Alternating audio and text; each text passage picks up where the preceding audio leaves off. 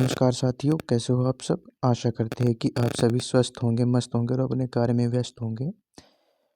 तो दोस्तों, जैसे कि आपको पता है कि हमने प्रीवियस ईयर एसएससी जीडी के क्लास चलाई हुई है, जिसमें हमने मैथ के में सभी क्वेश्चन लिए गए हैं जो कि प्रीवियस ईयर एग्ज़ाम में पूछे गए हैं। जैसे कि ये आज की जो क्लास है आपकी एसएससी जीडी की सन 2018 की एग्ज़ाम से लिया गया है, जो कि 1 मार्च 2019 को होल्ड की गई थी। और टाइम भी आपको यहाँ पर दिख रहा है 9 बजे से 10:30 बजे तक, Bihar digital world exam venue.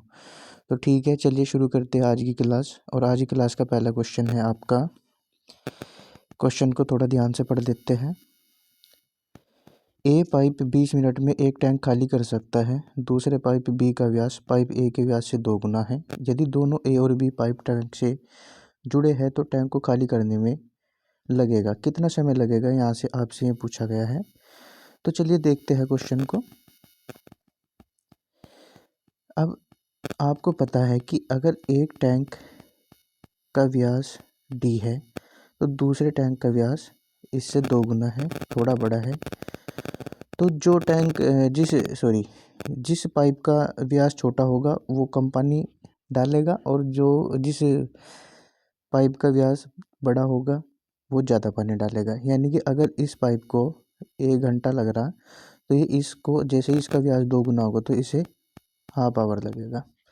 तो ठीक है, अब देखो जैसे कि ए पाइप 20 मिनट में डाल रहा है, यानी ए पाइप जो है वो 20 मिनट में टैंक को खाली कर रहा, और जो कि पाइप बी है जिसका व्यास 2 गुना है तो ये इसको आधे समय में, जैसे 2 गुना व्यास होगा तो ये इसको आधे समय में यानी 10 मिनट में इसको खाली कर देगा। दोनों के दोनों खाली कर रहे तो आप कोई दिक्कत नहीं है, फिर दोनों का एलसीएम ले लेंगे, 20 आ जाएगा, और 20 एकम 20 और 10 दूनी 20। यानी कि ए पाइप 1 मिनट में 1 लीटर निकाल रहा और बी पाइप 1 मिनट में 2 लीटर निकाल रहा। तो कुल मिलाकर ए और बी यानी कि 3 लीटर पानी निकाल रहे। तो 20 लीटर पानी ए प्लस बी कितने समय में निकाल देंगे, आप बोलोगे 20/3, जो कि आ जाएगा 6 होल 2/3 मिनट, जो कि आपका करेक्ट ऑप्शन हो जाएगा option number A. Next question पर चलते हैं।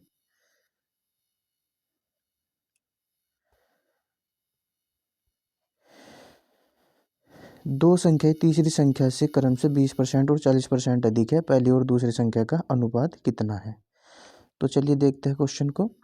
यहाँ पर दो संख्याएं यानी ए बी और सी हमने मान ली। अगर तीसरी संख्या हमने मान ली 100, तो पहली संख्या आपकी हो जाएगी 120 और दूसरी संख्या हो जाएगी 140। तो यहाँ पर 1 0 से 1 0 कैंसिल हो जाएगी, 2 6 जा 12, 2 7 जा 14 और 2 5 जा 10। 5 से कैंसिल कर दिया हमने सबको। तो यहाँ पर आपसे पूछा गया है पहली और दूसरी संख्या यानी A/B आ जाएगा आपका 6/7, जो कि आपका करेक्ट ऑप्शन हो जाएगा ऑप्शन नंबर ए। चलिए नेक्स्ट क्वेश्चन पर चलते हैं।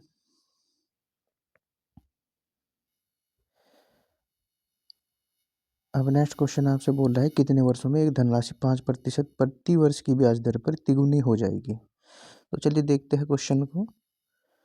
यहाँ पर आपसे पूछा गया है कि टाइम, यानी कि यहाँ पर P से A यानी कि हो जाएगा आपका 1 रुपये से 3 रुपये। जो यहाँ पर आपका साधारण ब्याज लगेगा वो लग जाएगा 2 रुपये। तो आपसे टाइम पूछा गया तो टाइम आप सिंपल निकाल सकते हैं। 2 रुपये का ब्याज लगेगा किस पे, 1 रुपये पे, किस रेट से, 5% की रेट से, और मल्टीप्लाई बाई कर देंगे 100। तो यहाँ से आ जाएगा आपका 5 से इसको कैंसिल करेंगे तो आ जाएगा 20, और 20 दूनी कितना आ जाएगा यहाँ पर 40 वर्ष, जो कि आपका करेक्ट ऑप्शन हो जाएगा ऑप्शन नंबर सेकंड, यानी कि 40 वर्ष। चलिए नेक्स्ट क्वेश्चन पर चलते हैं। एक पहिया 4000 बार परिभ्रमण करके 40 किलोमीटर की दूरी तय करता है, पहिए की त्रिज्या क्या है। ठीक है, तो चलिए देखते हैं इस क्वेश्चन को। यहाँ पर 4000 बार एक पहिया, सपोज करिए कि ये पहिया है और ये 4000 चक्कर लगाकर 60 किलोमीटर की दूरी कवर कर रहा है, तो पहिए की त्रिज्या क्या है। तो आप इतना तो जानते ही है कि एक चक्कर में जो चलित दूरी है, एक चक्कर में जो चलित दूरी है वो होगी आपके पहिए की सर्कमफेरेंस यानी पहिए की परिधि। एक चक्कर में जितनी दूरी चलेगा पहिया वो होगी उसकी परिधि, और परिधि आप जानते हैं वो क्या होगी, 2πr। तो इसने कुल रिवॉल्यूशन लगाई है 4000 यानी 4000 चक्कर और multiply by 2πr equals to हो जाएगा आपका 60 किलोमीटर। अब चूँकि आंसर हमसे दिया गया है मीटर में, तो आप क्या काम करेंगे, 60 किलोमीटर को मीटर में चेंज कर देंगे यानी कि 1000 से मल्टीप्लाई कर देंगे। अब 3 जीरो से ये 3 जीरो कैंसिल हो जाएगी और 4 से ये 60 कैंसिल, यानी कि आ जाएगा आपका 15 और पाई की वैल्यू आपको यहाँ पर 2, पाई की वैल्यू आपकी आ जाएगी 22/7 और रेडियस आपसे यहाँ पर पूछी गई है इक्वल्स टू आ जाएगा 15। तो यहाँ पर जो रेडियस निकलेगी आपकी वो आ जाएगी r इक्वल्स टू 15 मल्टीप्लाई 7 और अपोन में आ जाएगा 44। 15 सत्ते 105 होते हैं आपके, 105 को जब हम 44 से डिवाइड करेंगे तो आ जाएगा आपका 2.38, यानी कि जो आपका ऑप्शन नंबर 3 सही हो जाएगा। चलिए नेक्स्ट क्वेश्चन पर चलते हैं।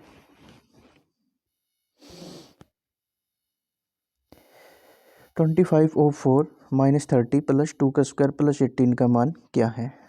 तो यहाँ पर 1 मिनट,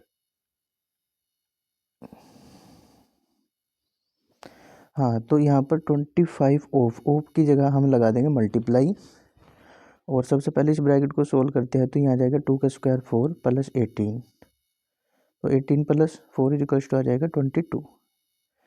अब यहाँ पर इसको ऐसा लिखेंगे 25 ऑफ की मल्टीप्लाई कर देंगे और 4 माइनस का 30 और प्लस का आ जाएगा आपका 22।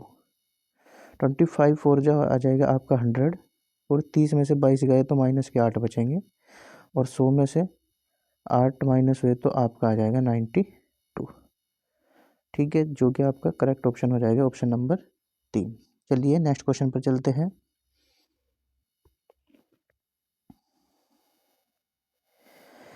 बहुत अच्छा क्वेश्चन है, क्वेश्चन नंबर 56। यदि x + y ratio x - y = 3:2 है तो x² + y² ratio x² - y² का अनुपात होगा।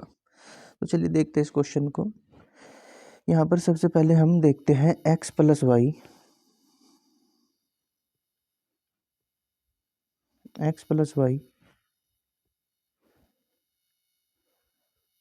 और x - y दिया गया है जो कि है आपका 3:2। अगर हम यहाँ से इसको मान लें कि ये है, सपोज करिए 6 और ये है आपका 4, यानी कि हमने 2 से मल्टीप्लाई कर दी, तो x + y = 6, x - y = 4। तो आप यहाँ से बोलोगे कि अगर हम इन दोनों को ऐड कर दें x + y और x - y को, तो आ जाएगा आपका 2x और इक्वल्स टू आ जाएगा 6 + 4 यानी 10।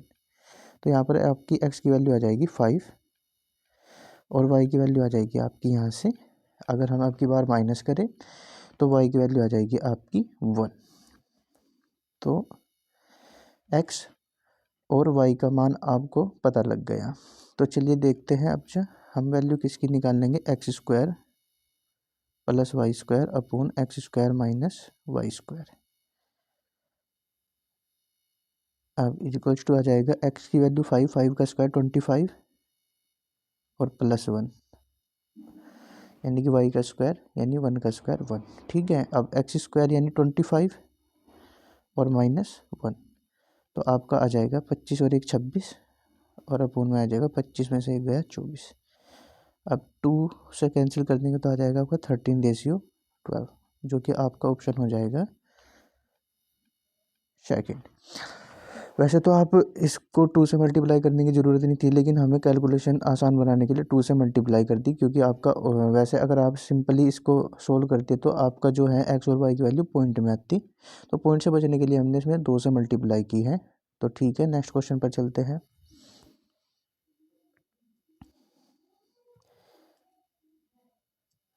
एक दुकानदार को 40 रुपये में एक वस्तु बेचने पर 8% का नुकसान होता है। 6% लाभ प्राप्त करने के लिए वस्तु का विक्रय मूल्य क्या होगा? तो चलिए देखते हैं क्वेश्चन को। लाभ हानि का क्वेश्चन है, बहुत सिंपल क्वेश्चन होने वाला है। यहाँ पर दुकानदार को 40 रुपये में एक वस्तु बेचने पर, यानी कि जो एसपी दिया गया है वो आपका दिया गया है 46 रुपीज़, और 8% का नुकसान हो रहा, यानी कि यहाँ पर अगर हम सीपी मानकर चले, आपका कितना था 100 रुपये, तो एसपी हमारे अकॉर्डिंग आ जाएगा 8% की हानि है, तो यानी कि 92 रुपीज़। 92 की वैल्यू जो है यहाँ पर आपसे दी गई है, 46 दी गई है, तो यहाँ पर एक की वैल्यू आ जाएगी 46 1 जा 46, 46 2 जा 92, यानी कि आ जाएगी 1/2। तो यहाँ पर 6% का लाभ प्राप्त करने के लिए वस्तु का विक्रय मूल्य क्या होगा? 6% का लाभ का मतलब है, यानी कि वस्तु को हमें 106 रुपये में बेचना होगा। तो 106 मल्टीप्लाई कर देंगे 1/2, 106 का आपका आ जाएगा 53, जो कि आपका करेक्ट ऑप्शन हो जाएगा ऑप्शन नंबर 4। चलिए नेक्स्ट क्वेश्चन पर चलते हैं। एक टीवी 8,500 रुपये में बेचने पर एक व्यक्ति को 15% का नुकसान होता है, तो 5% का लाभ प्राप्त करने के लिए टीवी का विक्रय मूल्य क्या होगा? सेम इसी तरीके का क्वेश्चन है, लाभ हानि से 2 क्वेश्चन यहाँ पर लगातार पूछे गए हैं। तो चलिए देखते हैं। यहाँ पर अब की बार जो एसपी दिया गया है वो 8500 रुपये दिया गया है, और 15% का नुकसान हो रहा, यानी कि यहाँ पर आपसे सिंपल बोल दे कि अगर सीपी उसका कितना था 100%, तो एसपी हमारे अकॉर्डिंग आ जाएगा 15% का नुकसान है, यानी 85%। और क्वेश्चन में ये जो दिया गया है 8,500 रुपये, तो यहाँ से एक यूनिट की वैल्यू आ जाएगी आपकी 100 आ जाएगी आपकी, यहाँ पर ये आ जाएगी आपकी 100। तो यहाँ से 5% का लाभ प्राप्त करने के लिए, यानी कि आपको वैल्यू निकालनी है 105 की, तो आपका आ जाएगा 105 × 100, यानी कि 10,500, जो कि आपका करेक्ट ऑप्शन हो जाएगा ऑप्शन नंबर 3। तो चलिए चलते हैं नेक्स्ट क्वेश्चन पर। दो संख्याओं के महत्तम समापवर्तक और लघुत्तम समापवर्तक क्रमशः 12 और 240 हैं। तो यदि एक संख्या 24 है तो दूसरी संख्या ज्ञात कीजिए। एक बार जूम कर लेते हैं क्वेश्चन को, आप भी देख सकते हैं इस क्वेश्चन को। बहुत सिंपल क्वेश्चन है। यहाँ पर देखिए, आपको फार्मूला पता है कि यदि पहली संख्या गुणा दूसरी संख्या बराबर एलसीएम और मल्टीप्लाई एचसीएफ। तो यहाँ पर पहली संख्या आपसे दी गई है 24, तो दूसरी संख्या आपसे पूछी गई है, एलसीएम है 12 और एलसीएम है आपका 240 और एचसीएफ है 12। कोई बात नहीं, आगे पीछे हो गया तो कोई दिक्कत नहीं है, क्योंकि मल्टीप्लाई सेम ही रहने वाली है। 12 दूनी 24 और 2 से इससे कैंसिल कर देंगे तो आ जाएगा आपका 120। तो दूसरी संख्या आपकी हो जाएगी 120, जो कि आपका करेक्ट ऑप्शन हो जाएगा ऑप्शन नंबर 4। चलिए नेक्स्ट क्वेश्चन पर चलते हैं।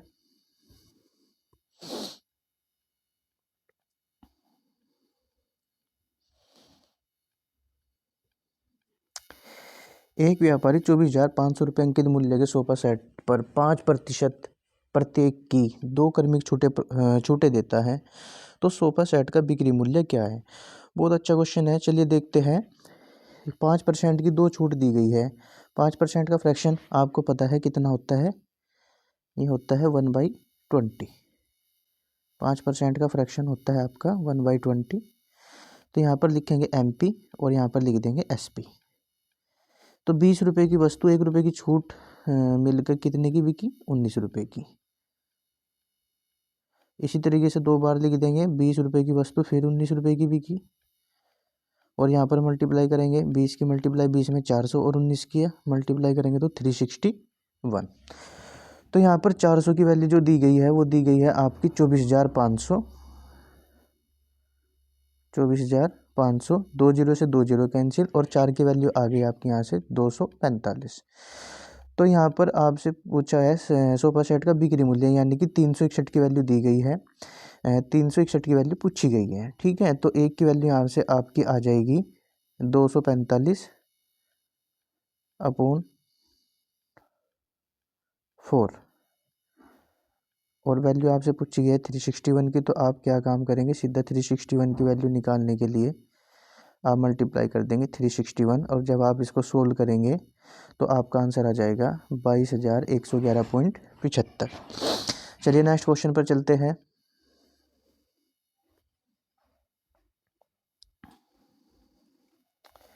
एक ट्रेन 72 किलोमीटर प्रति घंटा की रफ्तार से चल रही है। ट्रेन द्वारा 15 मिनट में तय की गई दूरी कितनी है? बहुत इजी क्वेश्चन है, बहुत ही शानदार क्वेश्चन भी है आपका। चलिए देखते हैं। यहाँ पर ट्रेन की जो रफ्तार दी गई है वो है 72 किलोमीटर पर आवर, यानी कि स्पीड दे दी गई है आपसे 72 किलोमीटर प्रति घंटा, और 15 मिनट में पूछी गई आपसे दूरी। तो आपको पता है कि जो डिस्टेंस इक्वल्स टू होती है आपकी S मल्टीप्लाई T होती है।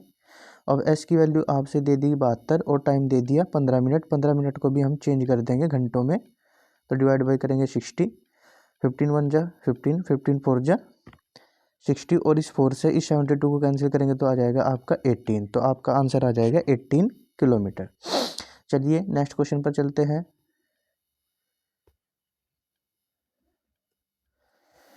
एक विश्वविद्यालय में विज्ञान, गणित और भाषा का अध्ययन करने वाले छात्रों की संख्या 2:4:9 के अनुपात में है। यदि विज्ञान, गणित और भाषा के छात्रों की संख्या में क्रमशः 10%, 20% और 40% की वृद्धि की जाती है तो नया अनुपात क्या होगा? चलिए देखते हैं क्वेश्चन को। यहाँ पर आप जो संख्या मानेंगे छात्रों की विज्ञान, गणित और भाषा, तो ये आपकी हो जाएगी 2:4:9। तो आप इसको अपनी सुविधा के अनुसार 2 जीरो बढ़ा दो, 200, 400 और 900। अब पहले वाले में 10% की वृद्धि, यानी 200 में 10% की वृद्धि, तो कितना आ जाएगा आपका 10% की वृद्धि यानी 220 आ जाएगा। और 400 में 20% की वृद्धि, तो यानी कि आपको 400 का 120 निकालना है, यानी कि आपका आ जाएगा 480। और 900 में 40% की वृद्धि, तो आपका आ जाएगा 900 का 140% अपॉन 100। तो आपका 2 जीरो से 2 जीरो कैंसिल, आपका आ जाएगा 49 जा 126 यानी 1260। अब 1 जीरो से 1 जीरो कैंसिल करते चले जाएंगे, और फिर हम इसको कैंसिल कर देंगे 2 से, तो आ जाएगा 11, और यहाँ आ जाएगा 24, और आ जाएगा 2 6 जा 12, 2 3 जा 6। तो आपका जो रेशियो आएगा 11, 24 और 63, जो कि आपका करेक्ट ऑप्शन हो जाएगा ऑप्शन नंबर 4। चलिए नेक्स्ट क्वेश्चन पर चलते हैं।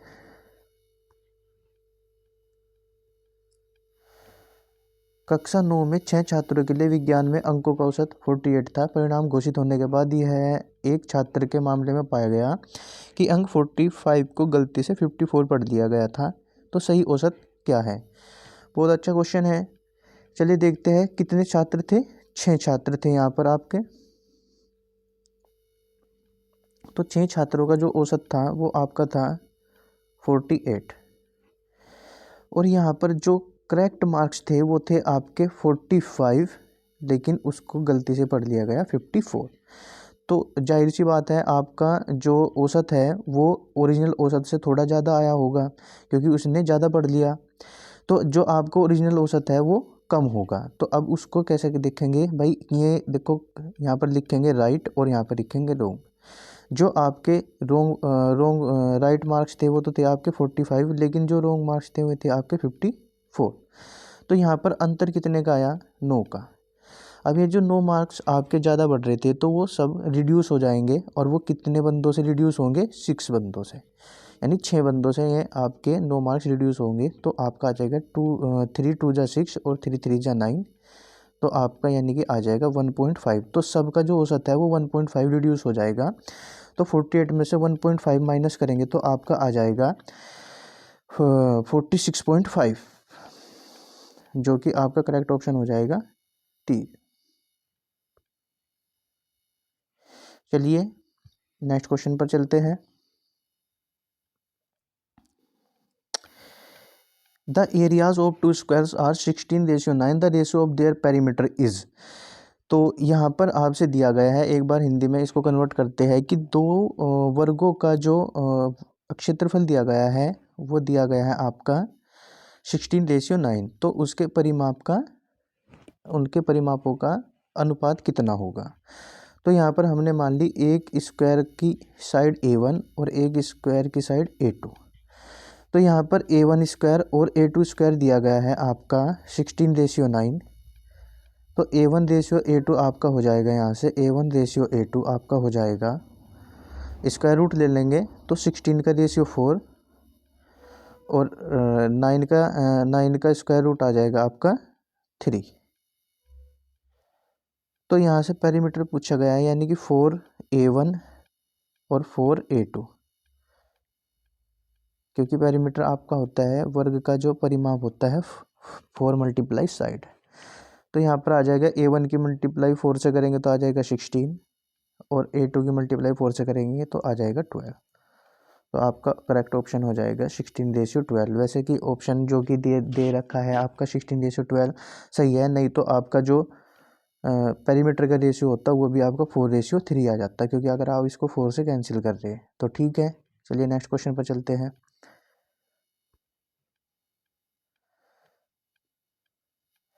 वार्षिक आधार पर चक्रवर्धित 5% प्रतिवर्ष की दर से 2 वर्ष के लिए राशि पर चक्रवृद्धि ब्याज 205 रुपये है, साधारण ब्याज कितना है। बहुत अच्छा क्वेश्चन है, ये क्वेश्चन बहुत ही अच्छा होने वाला है आपका। तो चलिए देखते हैं इस क्वेश्चन को किस तरीके से हम करते हैं। सबसे पहले हम यहाँ पर देखेंगे 5% का फ्रैक्शन आपका हो जाएगा 1/20। यहाँ पर लिखेंगे प्रिंसिपल और यहाँ पर लिखेंगे अमाउंट। तो यहाँ पर 20 रुपये से 21 रुपये हो गए, समय 2 वर्ष दिया गया है तो आप स्क्वायर कर देंगे बोथ साइड। तो यहाँ आ जाएगा आपका 400 और ये आ जाएगा 441। तो यहाँ पर कुल मिलाकर जो चक्रवृद्धि ब्याज लगा वो मिला आपका 41 रुपये का। 41 की वैल्यू यहाँ पर दी गई है आपकी 205। तो एक की वैल्यू यहाँ पर आ जाएगी आपकी 5, एक की वैल्यू आ जाएगी 5। तो यहाँ पर आप प्रिंसिपल निकाल लेंगे, तो प्रिंसिपल कितना है आपका, प्रिंसिपल है आपका 400। तो 400 की वैल्यू आपकी हो जाएगी यहाँ पर 400 × 5 करेंगे तो आ जाएगी 2000 रुपये। तो 2000 रुपये पे 2 वर्ष का साधारण ब्याज कितना होगा, तो आप 5% रेट से निकाल लेंगे। तो SI का आपको फार्मूला पता है, PRT/100 होगा। तो प्रिंसिपल यहाँ पर आपका 2000 रुपये, रेट आपकी 5% और टाइम है आपका 2 वर्ष और अपोन में कर देंगे 100। 2 0 से 2 0 कैंसिल हो जाएगी आपकी, और 20 पंजे 100 और 100 की मल्टीप्लाई 2 में करेंगे तो आ जाएगा आपका 200 रुपये। चलिए, वैसे तो इसका एक सिंपल भी था, लेकिन ये आपके लिए ठीक है, बेसिक चीज़ें हैं, अच्छी बात है, याद भी रहेगी। चलिए नेक्स्ट क्वेश्चन पर चलते हैं। 30 / 6 × 5 of 2 + 3 - 12 × 3 × 2। ये आपका बोर्ड मास का है क्वेश्चन। चलिए देखते हैं इस क्वेश्चन को भी। सबसे पहले हम क्या काम करेंगे, इसकी डिवाइड करेंगे और फिर ये करेंगे और फिर ये करेंगे। 3 × 2 = 6, 6 यहाँ पर आ जाएगा 6 और 6 की मल्टीप्लाई 12 में करेंगे तो आ जाएगा आपका 72। अब यहाँ पर हम करेंगे सबसे पहले ऑफ को करेंगे हम यहाँ पर, यानी मल्टीप्लाई। तो 2 + 3 5 का 5 का यहाँ पर आ जाएगा मल्टीप्लाई 5 का 5, यानी कि आ जाएगा आपका 25। और 30 को डिवाइड करेंगे 6 से तो आ जाएगा आपका 6 × 5 = 30। तो 5 × 25 - 72, यानी कि आ जाएगा 125 माइनस का 72, जो कि आपका बचेगा 53, जो कि आपका करेक्ट ऑप्शन हो जाएगा, ऑप्शन नंबर 3। चलिए नेक्स्ट क्वेश्चन पर चलते हैं।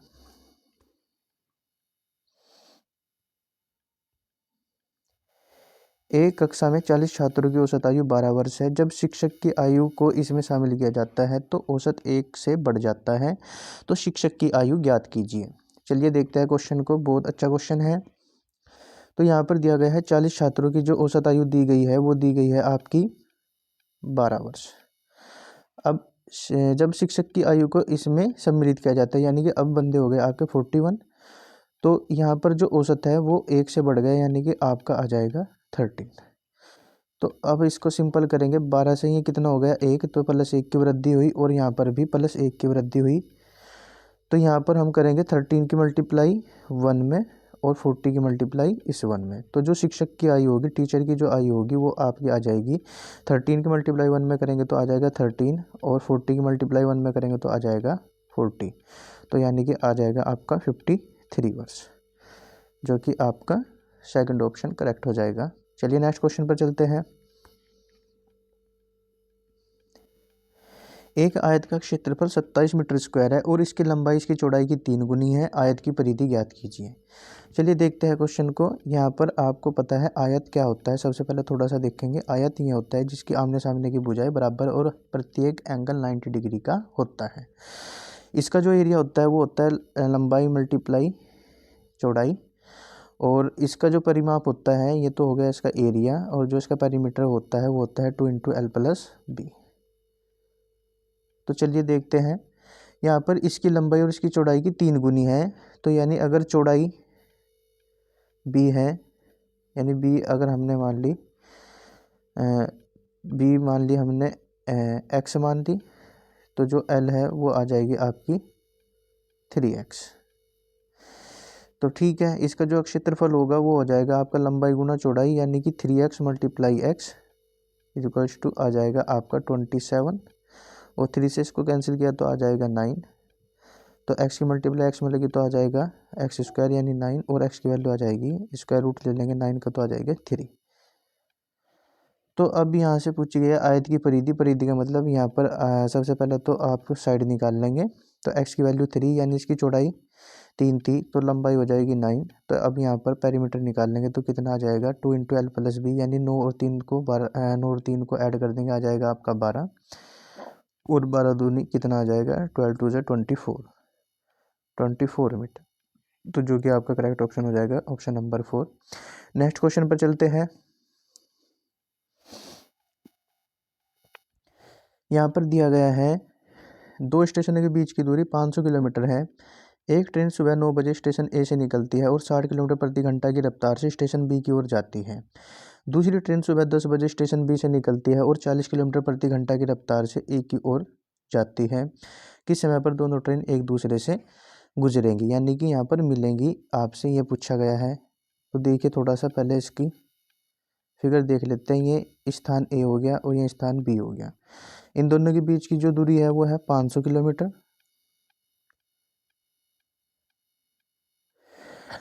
और जो ट्रेन जो पहले वाली ट्रेन है सुबह 9 बजे निकलती है जी ए से, और 60 किलोमीटर प्रति घंटा की स्पीड से जाती है, 60 किलोमीटर प्रति आवर, और स्टेशन बी की ओर जाते हैं। दूसरी ट्रेन सुबह 10 बजे, यानी कि इससे 1 घंटा बाद 10 बजे निकलती है, और ये चलती है जी 40 किलोमीटर पर आवर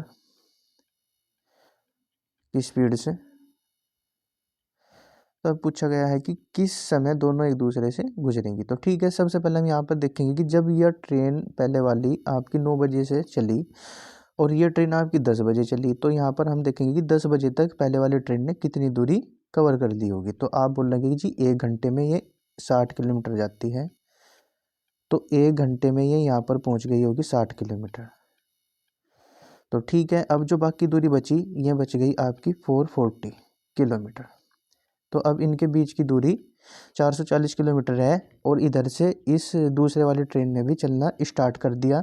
सबसे पहले हम इसकी सापेक्ष चाल देखेंगे। सापेक्ष चाल क्या होगी, जब एक दूसरे की तरफ यानी कि विपरीत दिशाओं में ट्रेन आती है तो क्या होगा, सापेक्ष चाल ऐड हो जाती है, यानी कि 60 + 40 आपका हो जाएगा 100 किलोमीटर पर आवर।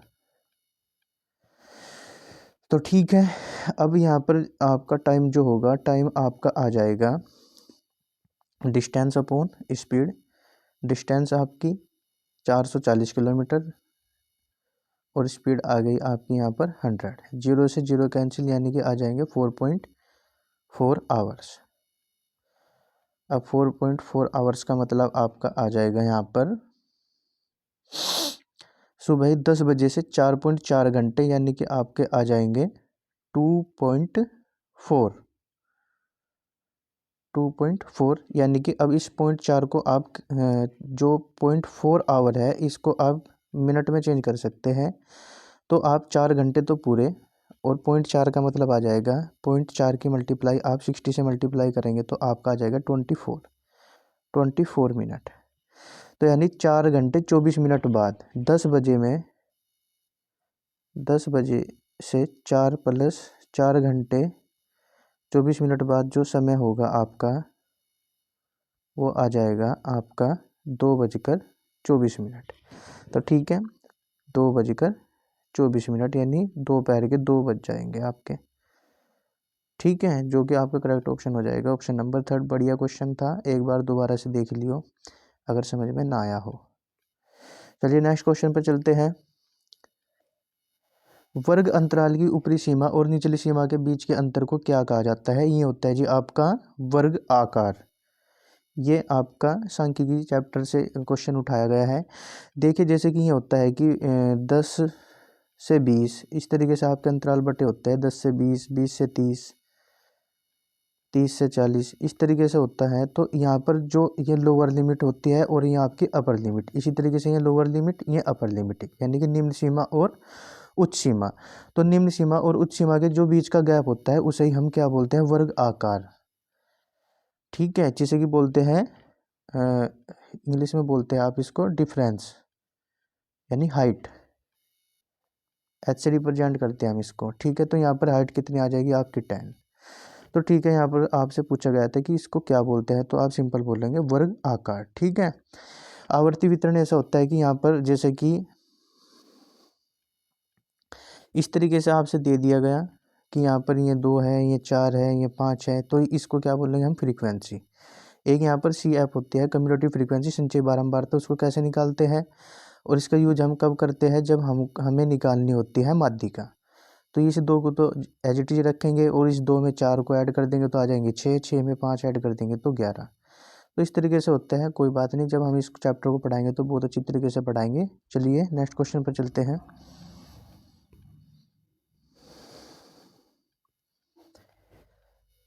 रामा और हरी मिलकर एक काम को 15 दिन में पूरा कर सकते हैं। रामा हरी से 2 गुना तेज काम करता है, फिर हरी अकेले यह काम कितने दिनों में पूरा करता है? तो चलिए देखते हैं। ये हो गए आपके रामा और ये हो गए हरी, दोनों मिलकर 15 दिन में कार्य पूरा करते हैं। तो रामा प्लस हरी, रामा और हरी मिलकर किसी कार्य को 15 दिन में पूरा करते हैं। रामा और हरी का 15 दिन का काम है, तो आप बोलेंगे ये आपका टोटल वर्क हो गया। टोटल वर्क हो गया आपका 15 दिन का रामा और हरी का। रामा हरी से 2 गुना तेज काम करता है, यानी रामा और हरी, अगर हरी एक काम करता है तो रामा उतनी ही देर में 2 काम करता है। ये आ गई आपकी एफिशिएंसी। तो कुल मिलाकर यहाँ पर जो आपका टोटल वर्क हो जाएगा रामा और हरी का, एक दिन का काम हो जाएगा 2 और 1 3, 3 × 15 करेंगे तो आपका हो जाएगा 45। अब आपसे पूछा गया है कि हरी अकेले यह काम कितने दिन में करेगा? तो हरी एक दिन में एक काम करता है और काम हरी को करना है 45। तो 45/1 कर देंगे तो आपका आ जाएगा 45 डेज, जो कि आपका करेक्ट ऑप्शन हो जाएगा 4। तो कैसी लगी आपको आज की क्लास? प्लीज़ चैनल को सब्सक्राइब करें, लाइक करें और कमेंट करना ना भूलें, और जुड़े रहिए हमारे साथ सुरेश्वरी क्लासेस में। ओके, धन्यवाद।